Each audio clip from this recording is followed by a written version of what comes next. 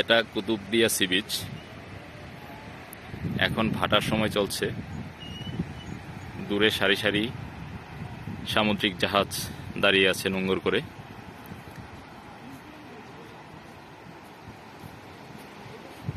কুতুবদিয়া উপকূল।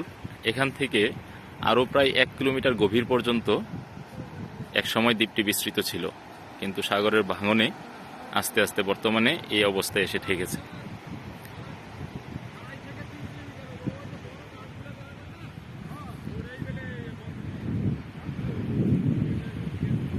এখন আপনাদের একটি করুণ জিনিস দেখাবো।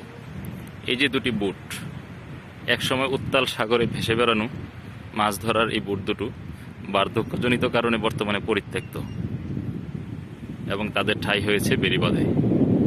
ব্যাপারটা আসলেই মর্মান্তিক, কিন্তু কালের পরিক্রমায় সব কিছুই হারিয়ে যায়। আমরাও হারিয়ে যাব, এই বুট দুটো হারিয়ে যাওয়ার অপেক্ষায় আছে। এটা কুতুবদিয়া বাতিঘর। এই বাতিঘরটাও বর্তমানে নির্মাণ কাজ শেষ হয়েছে 6 মাস হলো, আজ থেকে 6 মাস আগে। এই বাতিঘরটাও এখান থেকে সাগরের আরও প্রায় 1 কিলোমিটার গভীরে ছিল, যেখানে একসময় স্থলভাগ ছিল, কিন্তু সাগরের ভাঙনে তা বিলীন হয়ে যায়। পরবর্তীতে এই টাওয়ারটির পাশে আরও একটি বাতিঘর নির্মাণ করা হয়েছিল, যা গত বছর ঘূর্ণিঝড়ের সময় ভেঙে পড়ে এবং এরপর এটি নির্মাণ করা হয়।